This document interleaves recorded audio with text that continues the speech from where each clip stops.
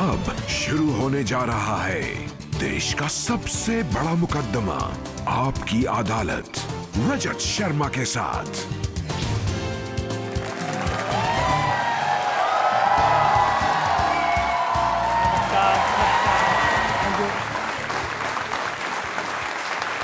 तो आइए शुरू करते हैं आपकी अदालत में आज का मुकदमा। आज मेरे मेहमान हैं एक ऐसे मिनिस्टर जो पूरी दुनिया में अपने काम के लिए जाने जाते हैं, एक ऐसे मंत्री जो अपने बयानों से, अपनी बेबाकी से हमेशा चर्चा में रहते हैं और उन्हें बार बार अपनी बातों की सफाई देनी पड़ती है। प्लीज वेलकम भारत सरकार के surface transport minister Nitin Gadkari.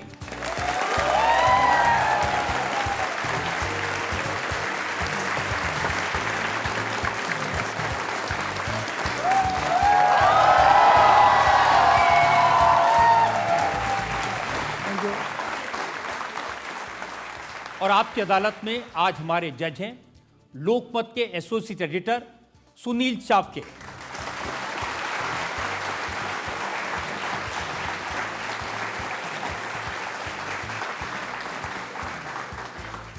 और इससे पहले कि आज का मुकदमा शुरू करें, आज के जज सुनील चावके की इजाजत चाहेंगे आज की कार्रवाई शुरू करने के लिए।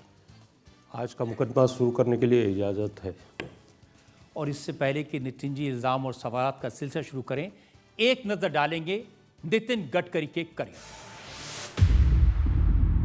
भारत सरकार के surface transport minister Nitin Gadkari मशहूर हैं देश भर में चौड़ी और सुंदर सड़कों का जाल बिछाने के लिए।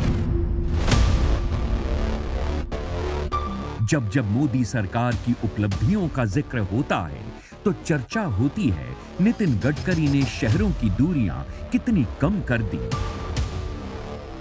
नितिन गडकरी नागपुर से एमपी हैं। 2014 से मोदी सरकार में मिनिस्टर हैं। नितिन गडकरी ने अपना राजनीतिक सफर 19 साल की उम्र में 19 महीने तक चले इमरजेंसी के खिलाफ संघर्ष से शुरू किया था। नितिन गडकरी बीजेपी के एक साधारण कार्यकर्ता से पार्टी के राष्ट्रीय अध्यक्ष के पद तक पहुंचे। इस दौरान नितिन गडकरी 4 बार महाराष्ट्र विधान परिषद के लिए चुने गए। महाराष्ट्र सरकार में मिनिस्टर रहे नितिन गडकरी अपने मंत्रालय के काम के साथ साथ अपने सोशल वर्क के लिए भी जाने जाते हैं। नितिन गडकरी बायोफ्यूल से लेकर एग्रीकल्चर के क्षेत्र में नई नई तकनीक खोजते रहते हैं। सड़क हो, ऑटोमोबाइल हो, खेती हो या फ्यूल, नितिन गडकरी अपने इनोवेटिव आइडियाज से सबको चौंका देते हैं। कॉमर्स में पोस्ट ग्रेजुएट और लॉ ग्रेजुएट नितिन गडकरी आपकी अदालत में अपनी पैरवी खुद करेंगे। तो आइए शुरू करते हैं आज का मुकदमा। आपकी अदालत में पहला इल्जाम नितिन गडकरी का। आपकी अदालत में surface transport minister Nitin Gadkari पर आरोप है कि ये बड़े बड़े सपने दिखाते हैं। नितिन जी, बहुत सारे लोग आपको सपनों का सौदागर कहते हैं। आप कहते हैं कि हवा में उड़ने वाली बस चलाऊंगा, आप कहते हैं नदियों में हवाई जहाज उतरेंगे, आप कहते हैं कि हाइड्रोजन से कार चलेंगी, और मैंने सुना कई बार आपकी पत्नी भी विश्वास नहीं करते कि आप ये सब कर सकते हैं।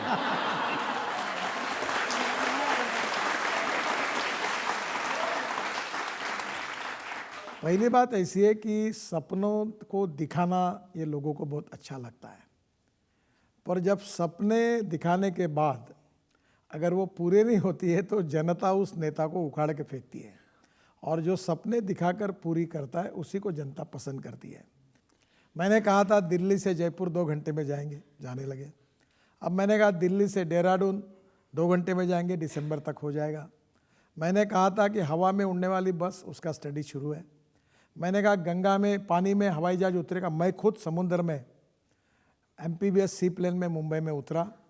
बाद में मोदी जी को प्लेन दिया और उन्होंने साबरमती के घाट पर उस पर भी वो उड़े। अब एक एयरलाइंस 100 विमान खरीद रही है जो पानी पे भी उतरेंगे, ज़मीन पर भी उतरेंगे। तो मैं आपको ये बताना चाहता हूँ कि जो जो मैंने अपने राजनीतिक जीवन में जो जो सपने दिखाए और जो जो आश्वासन दिए हैं वो कौन से पूरे नहीं हुए। अब ये देखिए, आपने दिल्ली के लोगों से कहा कि यहाँ कूड़े के पहाड़ हैं, मैं इनको गायब कर दूंगा, तो ये तो जादूगर होता है, पीसी सरकार कहते हैं गायब कर दूंगा। अभी दिल्ली का जो UR2 बन रहा है रिंग रोड, उसमें 20 लाख टन कचरा हमने डाल दिया नीचे, और गाजीपुर की टेकड़ी जो थी उसकी 20 मीटर लेंथ कम हो गई है। और अभी दिल्ली के आजू बाजू में मैंने लिस्ट लेके आया हूँ, 65,000 करोड़ के मैं रोड बना रहा हूँ, और दिल्ली में ये पूरा कचरा जो है तीनों जगह का वो पूरे उसमें डाल देंगे रोड में, और ये कचरे के माउंटेन को 2 साल के अंदर पूरा करना, ये हमारा उद्दिष्ट है। काम शुरू हो गया है। अब 20 मीटर अब नीचे गई है टेकड़ी, तो निश्चित रूप से डिमोलिश हो जाएगी और दिल्ली को कचरे से मुक्ति मिलेगी। तो आप सपनों के नहीं, कूड़े के भी सौदागर हो गए इस काम के। देखिए, मैं हाइड्रोजन की गाड़ी आज मैं लेके नहीं आया, नहीं तो मैं इसी कार्यक्रम में लेके आता। मैं रोज़ पार्लियामेंट में हाइड्रोजन की गाड़ी में अपने इसमें जाके लोगों को दिखाता हूँ, और ये बात सही है। ये क्या हुआ कि एक बार मेरी पत्नी ने खाना खाते समय मुझे कहा था कि पानी से हाइड्रोजन बनेगा और हाइड्रोजन से गाड़ी चलेगी, ऐसा आप कहते हो। अब मेरा ही विश्वास नहीं बैठता कि ये कैसे संभव है, तो लोगों का कैसे बैठेगा। पर जब मैंने अब हाइड्रोजन की गाड़ी लाई और उसको भी चक्कर लगाया, तो उसको भी विश्वास हो गया। आप जब कहते हैं कि दिल्ली से मुंबई 12 घंटे में पहुंच जाएंगे, तो बड़ा मुश्किल होता है लोगों को विश्वास करना। 15 साल में जो भी मुझे पहचानते हैं, और मैंने कहा है कि ये काम होगा, तो उसकी ज़रूर लिस्ट बनाई कि जो नहीं होगा और मैंने झूठ बोला होगा तो आप ब्रेकिंग न्यूज़ लगा दो, मैं कुछ नहीं कहूँगा। और मैं जो कहूँगा वो निश्चित रूप से पूरा करके दिखाऊंगा। और एक आधे बार ये भी हो सकता है कि एक आधा काम मैं ताकत लगाने के बाद में भी एक आधे बार अड़चन भी आती है, और कभी कभी उसमें कुछ समस्या आती है, कभी एनवायरनमेंट की आती है, फॉरेस्ट की आती है, कभी जुडिशियल मामले आ जाते हैं। अभी मैं 4 धाम का रोड बना रहा हूँ, बद्रीनाथ, केदारनाथ, गंगोत्री, यमुनोत्री। और मैंने कहा था कि यहाँ जो जाने वाले हमारे यात्रा जाने के लिए जो बद्रीनाथ जाते हैं, वो 6 महीने नहीं पूरे साल भर जा सकेंगे। टनल्स बना रहा हूँ, अड़चनें आई। अब हम काम कर रहे हैं, मानस सरोवर का रोड बना रहे हैं इंडिया से, पिथौरागढ़ से। अब नेपाल से या चाइना से जाना पड़ता है, तो कहीं ना कहीं कठिन काम है ये। मेरी भी हिम्मत नहीं हो रही, -8 डिग्री टेम्परेचर है वहाँ, वो रोड देखने के लिए भी जाने की हिम्मत नहीं होती। पर मैं आपको मानता हूँ कि मामले ज़रूर कठिन है, हम पूरे प्रयास कर रहे हैं। और जहाँ तक मेरा अनुभव है कि पॉजिटिविटी, स्ट्रॉन्ग इच्छा शक्ति, और देश के लिए, समाज के लिए और विकास के लिए जनता के प्रति कटिबद्धता, और ट्रांसपेरेंसी, करप्शन फ्री सिस्टम, इसके आधार पर मोदी जी के नेतृत्व में 2014 से लेकर आज तक जो बात मैंने पब्लिकली कही है, वो कौन सी पूरी नहीं हुई, वो लिस्ट लगाकर कोई भी मुझे पूछे, मैं उन सब बातों मैं आपकी इस बात को मानता हूं कि आपने जो कहा वो पूरा किया। आपने जब कहा कि हरिद्वार 2 घंटे में जा सकते हैं, वाकई में जा सकते हैं। आपने कहा कि लखनऊ 4 घंटे में जा सकते हैं, जाते हैं। लेकिन जब ये इतनी बड़ी बड़ी सड़कें बनाते हैं तो उसके चक्कर में आप लोगों के मकान तोड़ देते हैं, डिमोलिशन होता है। ये बात जरूर है कि अभी हमारे मंत्रिमंडल में मेरे सहयोगी हैं, हरियाणा के मंत्री हैं। अब वो बेचारों की उनके ससुर का ही घर रोड में था, सोना के रोड में। तो मैंने उनको फ़ोन करके कहा कि मैंने भी मेरे ससुर का घर तोड़ा था रामटेक में। तो ये जो सोना का फ्लाईओवर बना है ना, जो जाते हैं हम लोग ये गुड़गांव से, तो वो रोड को बड़ा बनाया, वहाँ फ्लाईओवर बनाया। तो उनने कहा आप चिंता मत करिए, उनने समझाया और सब रोड हमने बड़े किए। अगर मैं बड़े नहीं करूँगा तो ट्रैफिक जाम होगा, ट्रैफिक जाम होगा तो प्रदूषण होगा, और प्रदूषण और ट्रैफिक जाम होगी तो जनता त्रस्त होगी। तो जनता को राहत देने के लिए जहाँ जरूरी होगी तो वहाँ तोड़ना पड़ता है। और मैं एक बात पक्का हूँ कि एक बार चुने की रेशा डालो, फिर बीजेपी हो, कांग्रेस हो, कोई भी पार्टी हो, छोटा हो बड़ा हो, जात पंथ धर्म मामला लगाओ और तोड़ो, मैं उसमें कॉम्प्रोमाइज़ नहीं करता। बस इतना बताइए कि जब ससुर जी का मकान तोड़ा था तो शाम को घर पे खाना मिला था कि नहीं? थोड़ा मेरे से गलती हुई। मेरे पत्नी ने कहा कि मुझे पहले बोल देते तो मैं उनको बोल देती तोड़ने के लिए। आप बिना बताए तोड़ डाले, तो मुझे बताते तो वो भी मैं कहती थी, थोड़ी नाराज़ हुई थी। पर वो रोड पर क्या हुआ है, कांग्रेस के एमएलसी थे रामटेक में, वो बड़ा ये थे, कॉन्फिडेंट थे कि ये रोड बनेगा ही नहीं। तो लोग बोलते थे क्यों नहीं बनेगा? अरे बोले नितिन गडकरी क्या ससुरे का घर आएगा, वो थोड़ी तोड़ेगा। मैंने बोला किसका भी हो, चूने की रेशा डालो और पूरा बुलडोजर लगा के एक दिन काट तोड़ डालो सब। मतलब तोड़ दिए।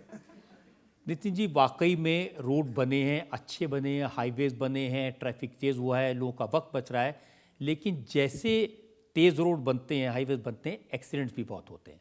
और आप जानते हैं कि दुनिया में सबसे ज़्यादा रोड एक्सीडेंट आजकल हमारे यहाँ होते हैं। ये बात आपके बिल्कुल सच है और मैं खुले दिल से इस बात को स्वीकारता हूँ, उसमें मुझे कोई संकोच नहीं है। दुख है कि 8 साल में 9 साल में पूरा प्रयास करने के बाद में भी हम रोड एक्सीडेंट को कम नहीं कर सके। इसमें 4 कारण हैं। एक रोड इंजीनियरिंग का कारण है जिसमें ब्लैक स्पॉट्स है। हमने भी 50-1,000 करोड़ अभी तक खर्चा किया और लगातार ब्लैक स्पॉट आइडेंटिफाई करके कई अंडरपास बनाओ, कई ब्रिज बनाओ, कई उसको सुधारो, ये कोशिश कर रहे हैं। दूसरा मुद्दा जो है वो स्वाभाविक रूप से ऑटोमोबाइल इंजीनियरिंग का है। उसमें भी हमने इकोनॉमिक मॉडल को भी 6 एयरबैग्स मैंडेटरी करने की बात कही है, उसमें लगातार सुधार किया है। तीसरी बात जो है कि कानून के प्रति सम्मान भी नहीं और डर भी नहीं। मुझे कभी कभी इस बात का दुख होता है और मैं आपके सामने व्यक्त कर रहा हूँ। अभी मैंने पीछे भी बेल्ट लगाना मैंडेटरी कर दिया है। अगर बेल्ट लगेंगे तो भी जान बचेगी। जैसे लेन डिसिप्लिन है, अभी इसमें हम लोग अमिताभ बच्चन, अक्षय कुमार जी, मीडिया के लोग सब मदद कर रहे हैं और मैं बहुत कोशिश करने के बाद में भी 3% जीडीपी का नुकसान रोड एक्सीडेंट के कारण हो रहा है। फिर भी इसमें जैसी सफलता चाहिए वैसी नहीं मिली, इस बात का मुझे दुख है। और वर्ल्ड में सबसे ज़्यादा एक्सीडेंट अगर भारत नंबर 1 पर अगर है तो वर्ल्ड में इसके है इसमें। और मैं अगर किसी को पूछूं कि आप में से कितने लोग हैं जिन्होंने आरटीओ में जाके परीक्षा देकर अपना ड्राइविंग लाइसेंस मिलाया, तो हिंदुस्तान में लोग बड़े एम्ब्रोसिंग पोजीशन में आते हैं। अमेरिका में ड्राइविंग लाइसेंस लेने के लिए 1 महीना अध्ययन करना पड़ता है, किताबें पढ़ती है लोग, परीक्षा होती है। अब मैं भी एक नई घर से आप कंप्यूटर पे बैठकर एक पहले थ्योरी परीक्षा दोगे और थ्योरी परीक्षा में उत्तीर्ण करने के बाद आपको वहाँ जाना पड़ेगा, फिर वो टेस्टिंग ड्राइव पर आपको परीक्षा देनी पड़ेगी, फिर ड्राइविंग लाइसेंस मिलेगा। ये जो आसानी से ड्राइविंग लाइसेंस घर बैठे मिल रहा है, ये अच्छा नहीं है। आपने पार्लियामेंट में बताया था कि कुछ ऐसे भी ड्राइवर हैं जिनको दिखाई नहीं देता गाड़ी चलाते हैं। अब क्या बताऊँ मैं आपको। मैं जब मेरा एक्सीडेंट 2004 में हुआ, मैं पीडब्ल्यू मिनिस्टर था, तो जब मैंने पूरे सरकारी ड्राइवरों की जांच की आंखों की तो 40% लोगों को कैटरेक्ट निकला। एक मुख्यमंत्री का ड्राइवर जो था वो दोनों आंखों से अंधा था, वो आवाज़ पे चलाता था। मुझे मुख्यमंत्री का नाम है वो भी है। एक भारत सरकार में मंत्री थे, मैं नाम नहीं लूँगा किसी का, उनने मुझे बताया मेरा ड्राइवर एक आंखों से अंधा था। और आज पहली बात आपको कह रहा हूँ, आप पहला काम करिए कि आपके सभी ड्राइवर को प्राइवेटली जांच करके उनकी आंखों की जांच कराइए। मैं दावे के साथ कह सकता हूँ 25% 30% कैटरेक्ट वाले निकलेंगे, कहीं ना कहीं आंखों में प्रॉब्लम होगा। तो आप सब लोग याद रखिए कि पहले हमने अभी वो टोल नाके पर इस बार ट्रक ड्राइवर को रोकते थे, जो हमारे अपघात निवारण के लिए जब अभियान चलता है, और उनके आंखें जांच करते हैं, फिर उनको चश्मे फुकट में देते हैं। मुझे लगता है इन सब बातों में लोगों में अवेयरनेस बढ़ाना, कानून के प्रति सम्मान और डर बढ़ाना, और रेड सिग्नल है तो रुकना चाहिए, लेन डिसिप्लिन का पालन करना। देखिए, 2 केसेस हमने देखे, एक साइरस मिस्त्री का जिनकी बड़ी दुखद मौत हुई सड़क दुर्घटना में, ऋषभ पंत इतने बड़े स्टार क्रिकेटर हैं, वो खुद ड्राइव कर रहे थे। तो एक्सीडेंट्स होते हैं, लोग देखते हैं बड़े बड़े लोगों को, उसके बाद भी। अब मैं आपको बताऊं, मैं स्टूडेंट लीडर था यूनिवर्सिटी में, मैं अपनी बात करता हूं क्योंकि मुझे याद आती है तो हंसी आती है। तो उस समय ना गाड़ी रहती थी ना, मुझे एक विजय स्कूटर आई थी उस समय। तो एक दोस्त ने कहा कि मेरी स्कूटर यूज़ करो इलेक्शन में। उस समय पैसा नहीं, गाड़ी नहीं, ऐसी हम बहुत प्रतिकूल स्थिति में काम कर रहे थे। अब करना क्या, तो मैं एक स्कूटर पे मैं 3 लोगों को बिठाता था और चौथे को बोलता था नंबर प्लेट पे हाथ रख और पूरी गाड़ी लेके मेन रोड से दौड़ते जाते थे। पुलिस वालों को नंबर नहीं मिलता था। अब दुर्भाग्य वो मेरे दिन और मूर्खता को मैं याद करता हूँ, वो क्या पागलपन था। और अच्छा हुआ कि हमारा एक्सीडेंट नहीं हुआ। मेरा एक एक्सीडेंट हुआ है। मैं आज के इन जवान बच्चे जैसे सर्कस में, वो पहले एक लोहे का पिंजरा होता है, उसमें आपने देखा होगा मोटरसाइकिल पे एक आदमी 2 मोटरसाइकिल पर इधर से उधर घूमते हैं। तो मुझे लगता है ये मौत का कुआं उसे कहते हैं। मौत का कुआं। तो ये लड़के क्या रास्ते को मौत का कुआं समझते हैं क्या? ऐसी बाइक लेके जो दौड़ते 150 हूँ के चले जाते हैं, इधर घुसते हैं उधर घुसते हैं, और उसमें एक्सीडेंट होता है, उनके मृत्यु होती है। मुझे लगता है हमने इसमें संयम, जिम्मेदारी और थोड़ा सा अपने जीवन की सुरक्षा का, रोड सुरक्षा का, इसका विचार करके मुझे एक अभी हमने अक्षय कुमार की फिल्म बनाई थी एडवर्टाइजमेंट की। वो ऐसा था कि अक्षय कुमार पुलिस ऑफिसर के इसमें रहते हैं, तो उतने में एक रॉन्ग साइड गाड़ी आती है, तो बोलते नमस्कार, तो बोलते वो क्या, अच्छा आप तिलक जी के नातू लगते हो। नहीं, मेरा उनसे कोई संबंध नहीं। तो बोले फिर मुझे लगा फिर आप इस रोड से रॉन्ग साइड कैसे जा रही है, लोकमान्य तिलक मार गए, मुझे लगा आपका बाप का मार गए इसीलिए आप रॉन्ग साइड जा रहे हो। तो वो छोटी सी फिल्म में उन्होंने संदेश दिया है कि रोड ये अपने घर की प्रॉपर्टी नहीं है, पब्लिक प्रॉपर्टी है। जो नियम है, वन वे है तो वन वे का पालन करो। अगर ये हिंदुस्तान के लोग अगर इसका पालन करेंगे तो रजत जी, दंगों में जितने लोग नहीं मरते, कोविड में जितने लोग नहीं मरते, लड़ाई में जितने लोग नहीं मरते, उससे कई गुना ज़्यादा 1.5 लाख लोग इस देश के हर साल रोड एक्सीडेंट में मरते हैं। और जिसके घर में बेचारा लड़का लड़की मर जाते उनके ऊपर क्या आती है। तो मुझे लगता है कि निश्चित रूप से हम ये कोशिश कर रहे हैं कि करें, पर एक्सीडेंट ही ना हो ऐसा क्यों नहीं हम करें। हम क्यों नहीं लेन डिसिप्लिन का पालन करें। सब लोग ये तय करेंगे कि मैं कानून का पालन करूंगा, मैं रॉन्ग साइड नहीं जाऊंगा, रेड सिग्नल होगा तो रुकूंगा, हेलमेट पहनूंगा, गाड़ी में बैठूंगा तो बेल्ट लगाऊंगा, मोबाइल पर बात नहीं करूंगा। नितिन जी, आपका जो दर्द है ना वो आपके चेहरे पर दिखाई दे रहा है। मैं आपको ये वादा इंडिया टीवी की तरफ से कर सकता हूं कि हमसे जो बनेगा रोड सेफ्टी के लिए, लोगों को तैयार करने के लिए, वो करेंगे। ये देश के लिए बहुत बड़ा आपका योगदान होगा। आप जैसा प्रभावशाली पत्रकार, जैसा उसकी इतना व्यूअरशिप है, और जब आपकी बात अब जब कहेंगे ना तो लोग निश्चित रूप से उनके मन पर परिणाम होगा और लोगों का मानस बदलेगा। और एक सुसंस्कृत समाज होते हुए भी हम लोग धीरे धीरे ये सब बातों को अगर उस प्रकार का व्यवहार करेंगे तो हम लाखों लोगों की जान बचा पाएंगे। नितिन जी, आपकी इन सारी बातों को जनता का सपोर्ट मिलता है। हम एक ब्रेक के रुकेंगे और ब्रेक के बाद आपकी अदालत में नितिन गडकरी पर इल्जामात और सवालात का एक और दौर। देखो, मैं खाने का शौकीन हूँ, संगीत का शौकीन हूँ, मैं गज़ल सुनता हूँ, गाने सुनता हूँ। अब हवाई जहाज़ में बैठता हूँ तो अक्सर गाने सुनता हूँ, आशिकी के गाने सुनता हूँ, गज़ल सुनता हूँ। मुकेश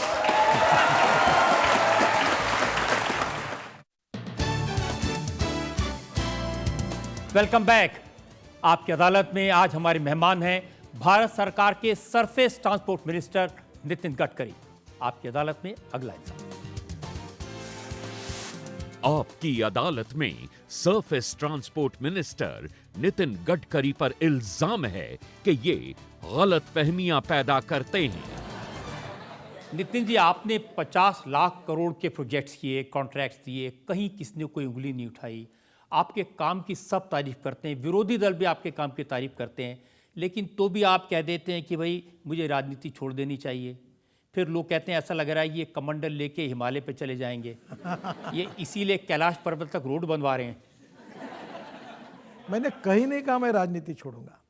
मेरे ध्यान में आया है जो बात, मैं आपकी क्षमा मांगकर बताऊंगा। आप तो बहुत अच्छे पत्रकार हैं, पर कुछ पत्रकार ऐसे बने हैं कि उनको कोई ना कोई ऐसा कुछ तो भी करके एक धूम मचा देने की बड़ी आदत है।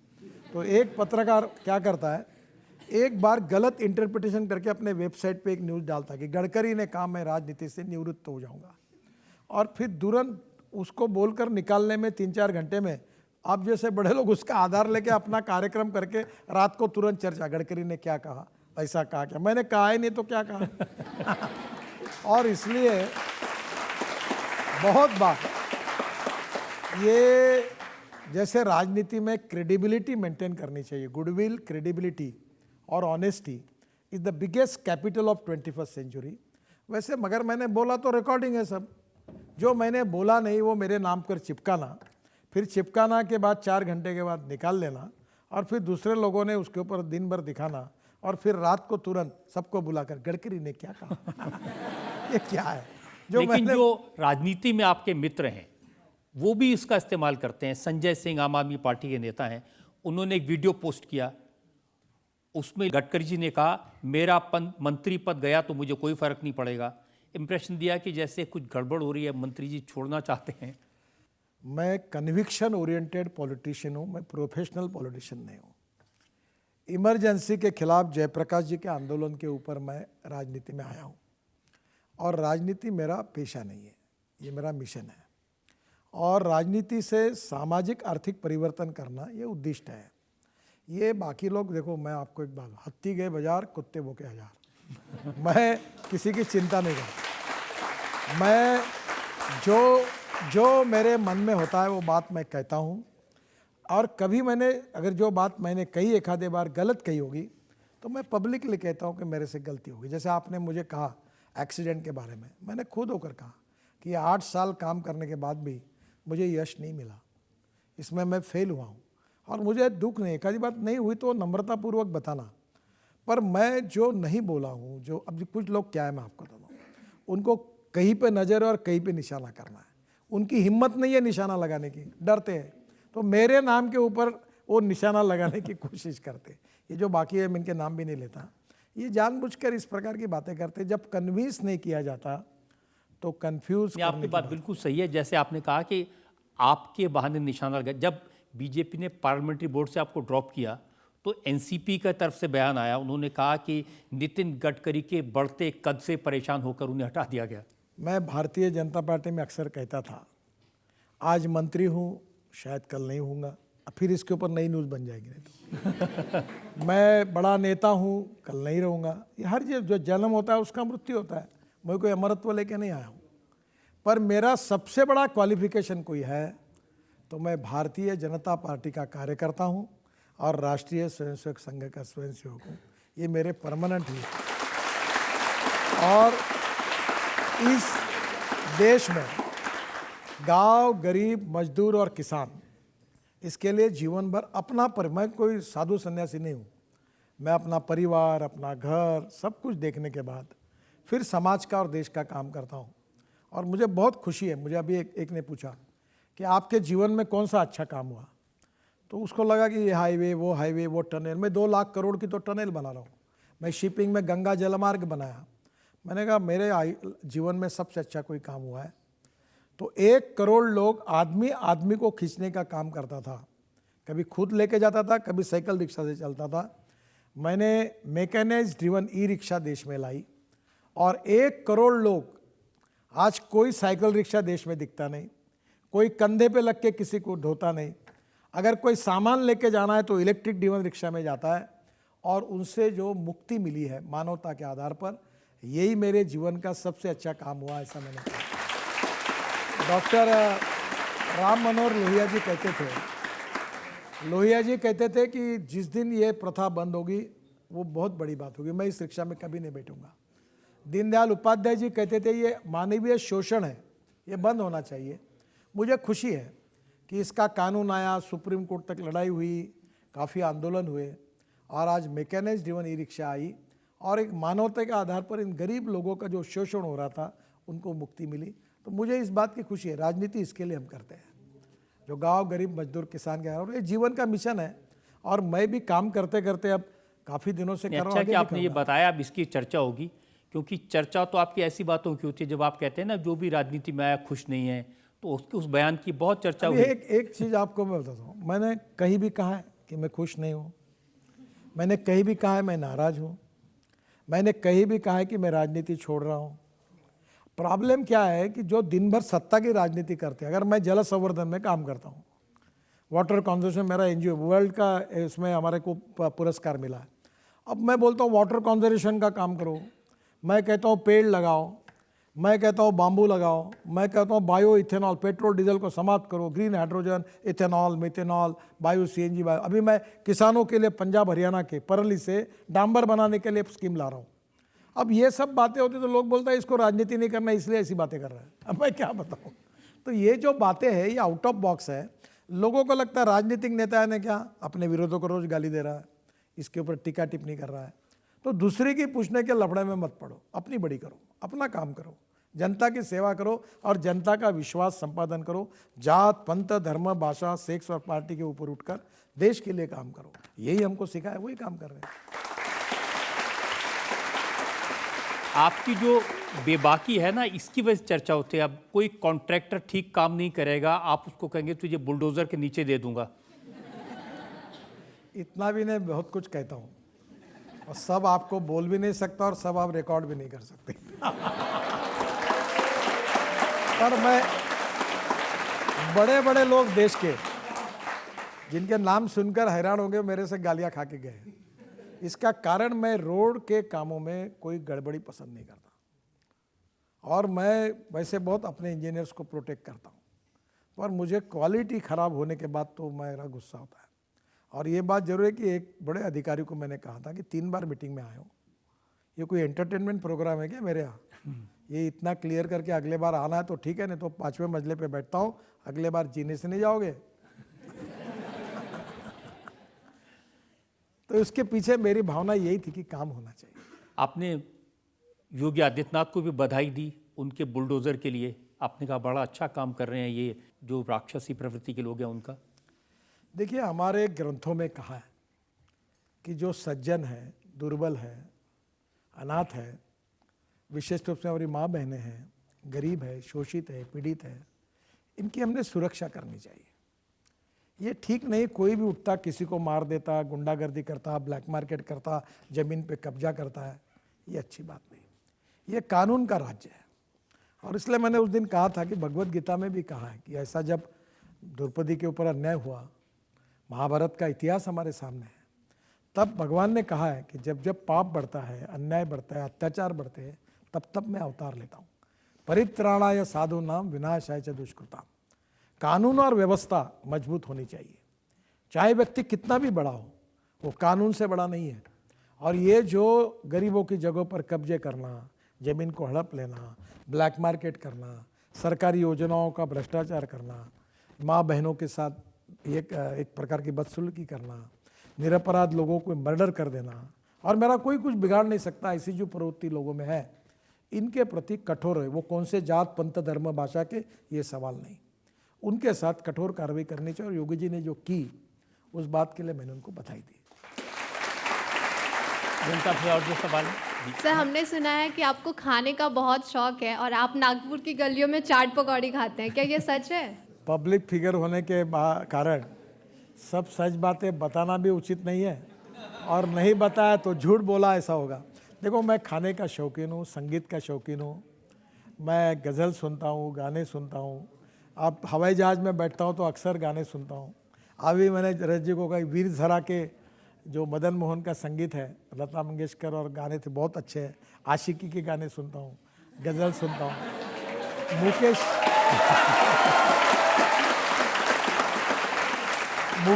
मुकेश मेरे बहुत पसंद है, उनके गाने लगातार सुनते रहता हूँ। और गुलाम अली पसंद है, उनकी गज़ल सुनते रहता हूँ।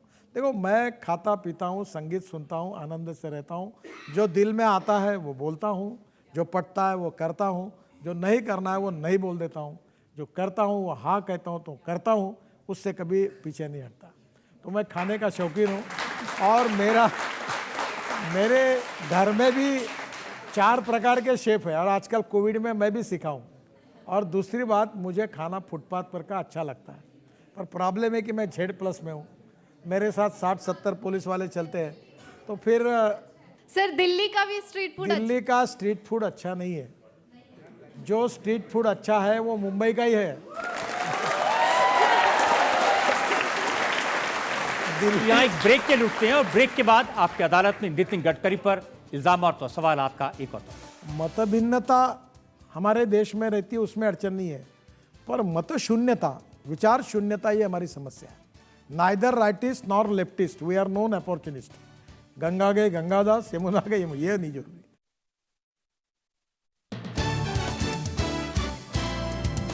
Welcome back. आपकी अदालत में आज हमारे मेहमान हैं नितिन गडकरी। आपकी अदालत में अगला इल्जाम। आपकी अदालत में surface transport minister Nitin Gadkari पर आरोप है कि ये विरोधी दलों के चहेते हैं। नितिन जी, बहुत साल से मैं देख रहा हूं जो, और आप भी इस बात को जानते हैं, विरोधी दल के जो नेता हैं हसरत भरी निगाहों से आपकी तरफ देखते हैं। वो सोचते हैं हम तो कुछ कर नहीं पाए, ये करेगा। अब किसने मुझे कहा कि राहुल गांधी ये सोचते होंगे कि मैं जानता हूं तू गैर है, लेकिन कभी कभी दिल में ख्याल आता है।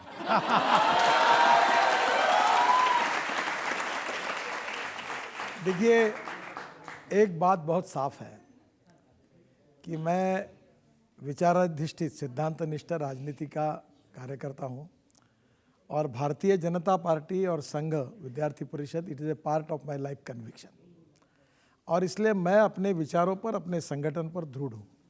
पर हमें जो सिखाया गया कि जो कानूनी काम है वो सबका होना चाहिए। मैं मंत्री भारतीय जनता पार्टी का नहीं हूँ, देश का हूँ, और देश की जनता कोई भी पार्टी की हो, किसी भी जात पंथ धर्म भाषा की हो, जो कानूनी काम है वो सबको करना चाहिए। यही संस्कार हमारे पर हुआ है।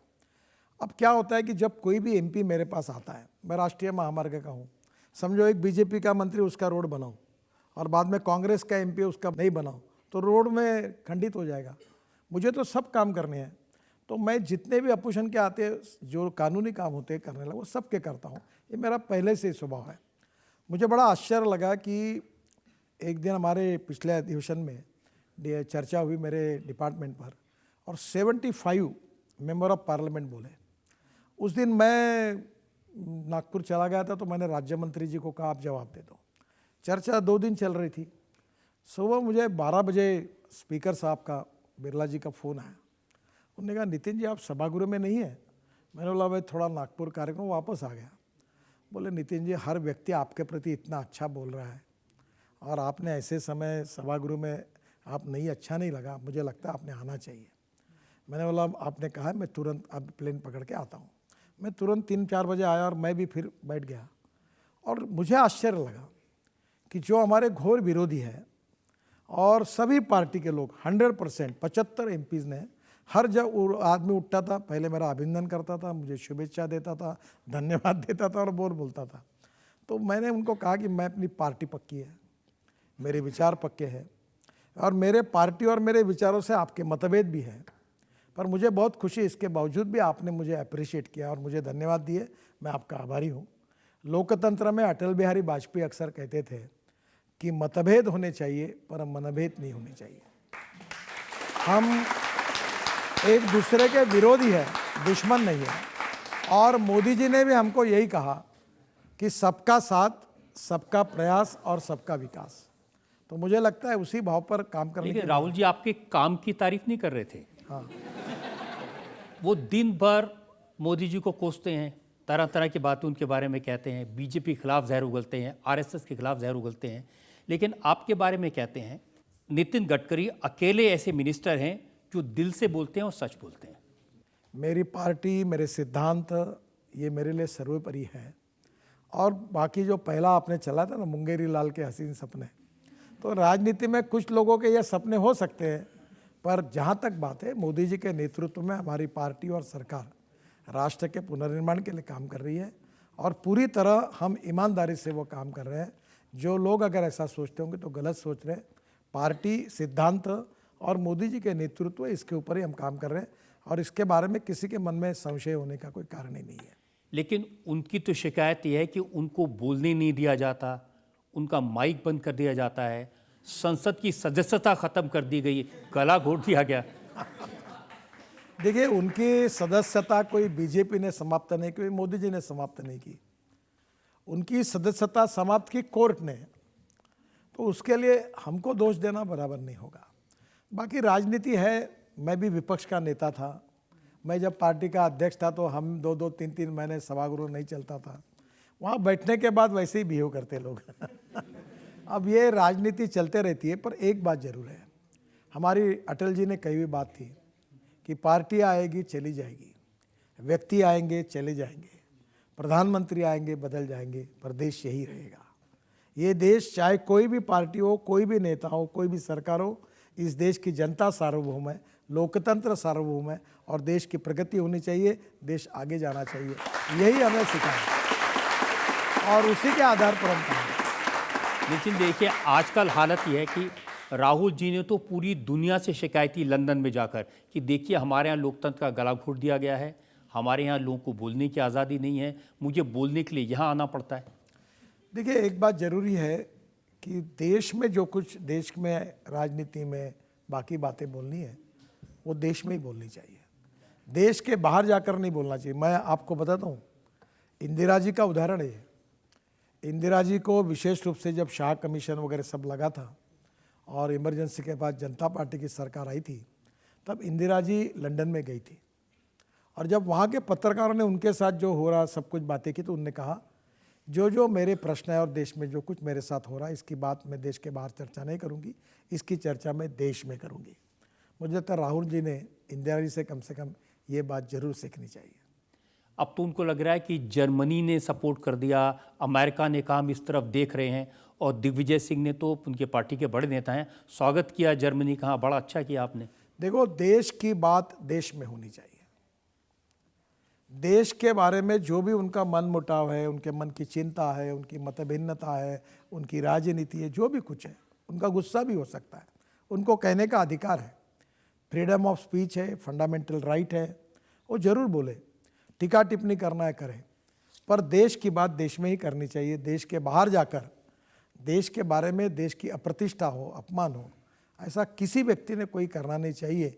यही बात तो लोगों की अपेक्षा भी है और ये मुझे लगता है ये उचित भी है और योग्य भी है। अब उनकी शिकायतें तो वो भी करते हैं और आजकल प्रियंका जी भी, उनकी बहन भी करने लगी हैं। वो कहती हैं ये बीजेपी वाले मेरे भाई को पप्पू कहते हैं, उसकी डिग्री भी चेक नहीं की, डिग्री देख लेते तब कोई पप्पू ना कहता। देखो, कौन क्या कह रहा है और कौन क्या बोल रहा है, ये दुनिया में चलते रहना चाहिए। देखो, जिसकी फिल्म चलती उसी हीरो की भी चर्चा होती है और हीरोइन की चर्चा होती है। जो फिल्म फ्लैप हो जाती है वो नहीं। मोदी जी देश के प्रधानमंत्री है, राहुल गांधी विपक्ष के नेता है, तो चर्चा होती रहेंगी। और अगर चर्चा नहीं होंगे तो आप जैसे लोग दिन पर क्या दिखाएंगे दिन भर? आपके लिए भी जब तक चर्चा नहीं होगी, झगड़े नहीं होंगे, विवाद नहीं होंगे, तो आपकी अदालत कैसे आगे जाएगी? मुकदमे कैसे लगेंगे? पर आपका बहुत शालीनता से चर्चा होती है जो लोगों का प्रबोधन करती है। अब राजनीति में मैंने कहा कि हम एक दूसरे के दुश्मन नहीं हैं, हमारे में मतभिन्नता हो सकती है, उसकी मर्यादा का पालन करके लोकसभा में होना चाहिए। पर कभी कभी अभी हमारे स्पीकर साहब के सामने आकर ऐसे कागज उठाकर फेंक दी उसके आंख पर, ये अच्छा नहीं लगता। मुझे अटल जी ने एक बार कहा था, महाराष्ट्र में आए थे, कि विरोध प्रकट करने का ये मार्ग नहीं है। हम शालीनता के साथ, सहजता के साथ भी प्रखर विरोध व्यक्त कर सकते हैं, पर मर्यादा का पालन करना चाहिए। मुझे लगता है संसदीय लोकतंत्र हमारे लिए हमारी आस्था है, हमारी श्रद्धा है। स्पीकर हमारी एक सिस्टम है जिसका हमने सम्मान करना चाहिए। और इसलिए लेकिन नीतीश जी, उनकी पार्टी के नेता ये कहते हैं कि जो नेहरू गांधी परिवार है, राहुल गांधी, सोनिया गांधी, प्रियंका, इनके लिए अलग कानून होना चाहिए। मैं आपको एक बात पूछता हूँ, ये रिकॉर्ड पर उन्होंने कहा प्रमोद तिवारी जब ने। कांग्रेस की सरकार थी और जब यूपीए की सरकार थी, तब अमित शाह के साथ क्या किया? जब इनकी सरकार थी तब झूठे इल्जाम मोदी जी के ऊपर क्यों लगाए गए? अमित शाह जी को ये क्यों पूछा गया कि आप बताओ, माफ़ी का साक्षीदार बनो, मोदी जी का नाम बताओ, हम आपको छोड़ देंगे? ये कौन सी राजनीति है? और इसलिए मुझे लगता है कि हम लोग सब लोग मिलकर विचारों के आधार पर राजनीति करें। राजनीति में और लोकतंत्र में गुणात्मक बदल करें। मतभेद हो सकते हैं, मतभिन्नता हो सकती है, पार्टियां अलग हो सकती है, झंडे अलग हो सकते हैं, नेता अलग हो सकते हैं, पर इस देश का विकास, गरीब आदमी का विकास और संसदीय लोकतंत्र हमारी आस्था है, पार्लियामेंट हमारे मंदिर है, वहाँ की गरिमा को भी कायम रखना हम सबका काम है।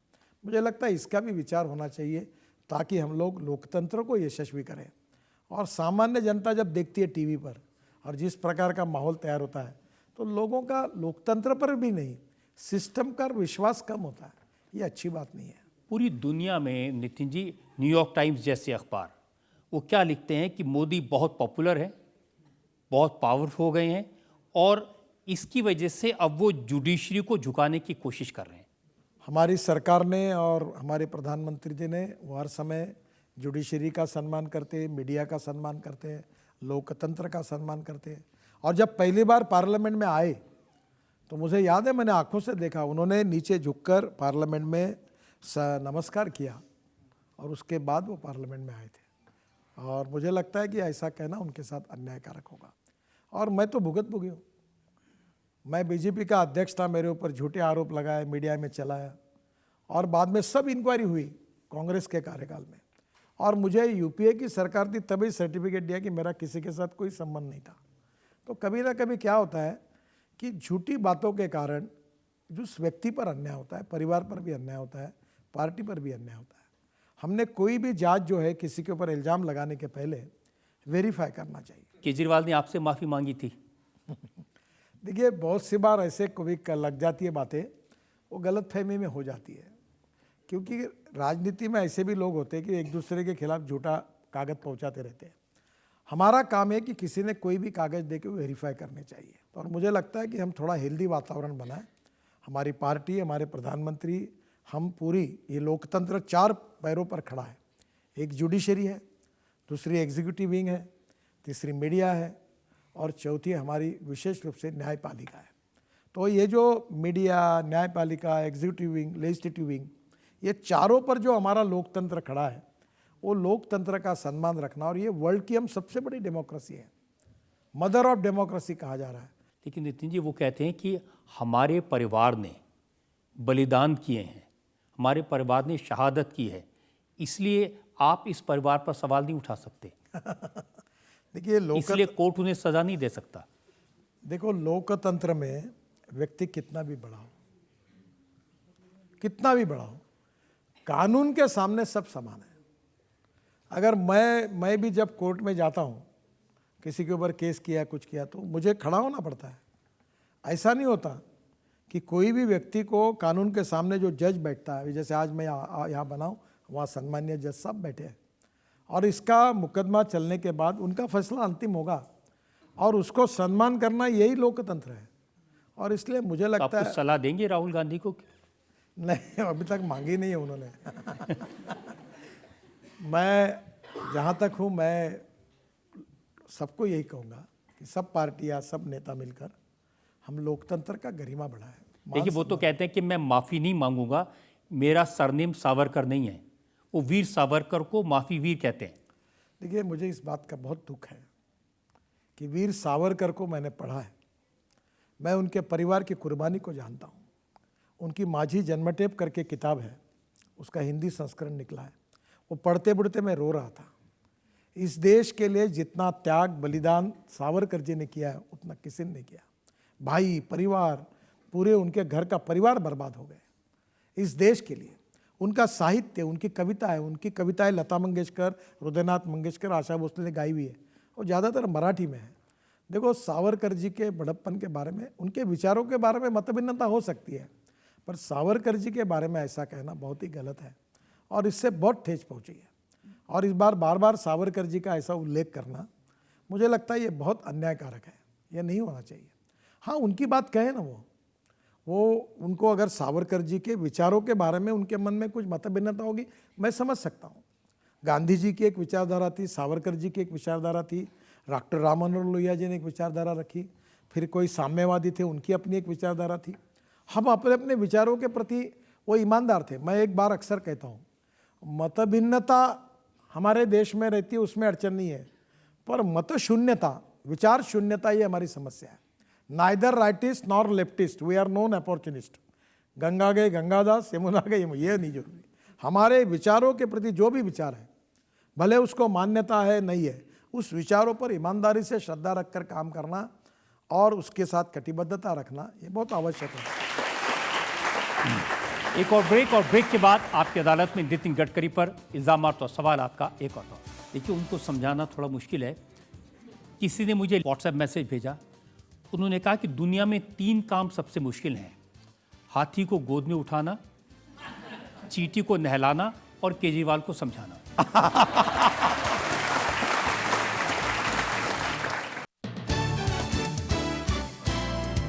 Welcome back. आपकी अदालत में मुकदमा चला रहे हैं नितिन गडकरी पर। आपकी अदालत में अगला इल्जाम। आपकी अदालत में surface transport minister Nitin Gadkari पर इल्जाम है कि इनकी सरकार ने विरोधी दलों को इकट्ठा कर दिया। नितिन जी, अब चुनाव आने वाले हैं, इस बात की बड़ी चर्चा है कि ईडी की वजह से 14 पार्टियां इकट्ठी होकर सुप्रीम कोर्ट चली गई कि ये सरकार तो हम सबको फंसा रही है, सारे विरोधी दलों को जेल में भेज रही है। ईडी, इनकम टैक्स, सीबीआई जो कानून है उनके अधिकार है उसके ऊपर अपना काम करती है। उनको सरकार से कोई इंस्ट्रक्शन नहीं मिलते। ये क्या हुआ है कि अपोजिशन पार्टी में ऐसा है, वो एक कहावत थी, मरता क्या नहीं करता। मोदी जी के नेतृत्व में लगातार हम चुनाव जीत रहे हैं और इसलिए स्वाभाविक रूप से वो एक हो रहे हैं। उनको पता चला कि हम इनको हरा नहीं सकते, तो इसलिए एक हो रहे हैं। तो मुझे लगता है कि ये जो बातें जो हो रही है गलत है, और जो गाते हुए इसमें से अगर गड़बड़ियाँ बाहर निकल रही है तो स्वाभाविक रूप से सच्चाई है कि गड़बड़ हुई है। तो मुझे लगता है इसके बारे में तकरार करना गलत बात है। अब संजय राउत महाराष्ट्र के नेता हैं, आप जानते हो उनको अच्छी तरह से। उन्होंने कहा कि जैसे तालिबान और अल कैदा हथियार उठाते हैं, वैसे ही मोदी सरकार ने विरोधियों के खिलाफ ईडी और सीबीआई को हथियार के तौर पर इस्तेमाल किया है। कानून अपना काम करते रहता है, सरकार की तरफ से कोई दबाव नहीं, कोई हस्तक्षेप नहीं है, और मुझे लगता है ये आरोप बेबुनियाद है। और शिकायत यह है कि जो बीजेपी में चला जाता है उसके ऊपर इल्ज़ाम गायब हो जाते हैं। ये राजनीतिक नेता है, वो तो ऐसा है कि राजनीति में जब विरोधी पार्टी में बैठते हैं तो आरोप प्रत्यारोप करते रहते हैं, वो आदत ही होती रहती है उसको। ममता बनर्जी धरने पर बैठी थी, एक मशीन उन्होंने लगाई थी। उन्होंने कहा ये बीजेपी वॉशिंग मशीन है, एक तरफ काला कपड़ा डालते थे, दूसरे सफ़ेद कपड़ा निकलता था। एक बात ऐसी है कि राजनीति में राजनीतिक प्रचार करने के लिए एक बार किसी को अपनी बात को कन्विंस करो, नहीं तो कन्फ्यूज़ करो, और जब कन्विंस करने की क्षमता खत्म होती है तो कन्फ्यूज़ करने की प्रक्रिया शुरू होती है। तो ये बहुत सी बातें उसमें से ही है। पॉलिटिकल फ्रस्ट्रेशन, लगातार हार, हम जीत नहीं पा रहे हैं, इसके कारण फिर ये बेबुनियाद बातों का प्रचार होता है। अब सबसे ज़्यादा शिकायत है अरविंद केजरीवाल को। वो कहते हैं मेरे 2 शानदार कट्टर ईमानदार मंत्रियों को जेल में डाल दिया। कोर्ट में केस है और दूध का दूध और पानी का पानी होगा। जब मैटर सब जुडिस है तो मैं टिप्पणी नहीं करूंगा, पर जब कोई होता है गड़बड़ तो ही कार्रवाई होती है। लेकिन उनका एक तरीका है, वो पहले 13 एपिसोड में तो मोदी जी के बारे में कुछ नहीं कहते, अगले 13 एपिसोड में पूरी तरह से अटैक करते हैं, वक्त के साथ बदलते हैं। देखिए, उन्होंने क्या बोलना चाहिए क्या नहीं बोलना चाहिए उनका अधिकार है, पर एक बात जरूर है कि जो बार बार मैं बात कह रहा हूँ जिसका मुझे दुख होता है कि प्रधानमंत्री कोई पार्टी का नहीं होता, प्रधानमंत्री देश का होता है। और इसलिए प्रधानमंत्री के ऊपर आरोप करते समय, बोलते समय शालीनता, सम्मान, विवेक, इसका भी परिचय देना चाहिए। आखिर हम लोग उस प्रधानमंत्री का आदर, सम्मान, इज्जत अगर हम देश के लोग नहीं करेंगे तो दुनिया में वो कैसे लोग उनको सम्मान करेंगे। इसलिए उनके बारे में बोलते समय विशेष रूप से मुझे लगता है कि प्रधानमंत्री देश का सम्मान है, ये बात ध्यान में रखकर ही बोलना चाहिए। नितिन जी, आपने डेफेमेशन किया था, केजरीवाल ने माफ़ी मांगी, अरुण जेटली ने डेफेमेशन किया था, उनसे भी उन्होंने माफ़ी मांगी। अब उन्होंने नया तरीका निकाला है, वो विधानसभा के अंदर बोलते हैं ताकि वहाँ केस, विधानसभा में कहना नरेंद्र मोदी अनपढ़ हैं, नरेंद्र मोदी चोर हैं, भ्रष्ट हैं, ताकि कोई केस भी नहीं कर सकता। अब वो क्या करते हैं, क्यों करते हैं, कैसे करते हैं, इसके एक्सपर्टाइज में मेरा आपसे सुझाव है कि उनको आपकी अदालत में बुलाइए और उनसे इस बात की चर्चा करिए, क्योंकि मैं उनके बिहाफ से क्या बोल सकता हूँ। एक मैंने बात जरूर उनको पहुँचाइए। देखिए, उनको समझाना थोड़ा मुश्किल है। किसी ने मुझे व्हाट्सएप मैसेज भेजा, उन्होंने कहा कि दुनिया में 3 काम सबसे मुश्किल हैं, हाथी को गोद में उठाना, चींटी को नहलाना और केजरीवाल को समझाना।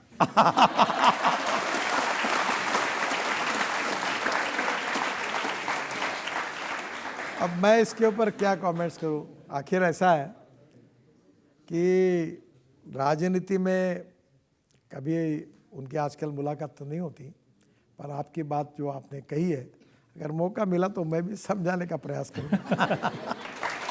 नितिन जी, आपने सारे सवालों के जवाब बेबाकी से दिए, कुछ टालने की कोशिश नहीं की। एक ब्रेक के रुकते हो, ब्रेक के बाद सुनेंगे आपकी अदालत में आज के जज सुनील चावके का फैसला।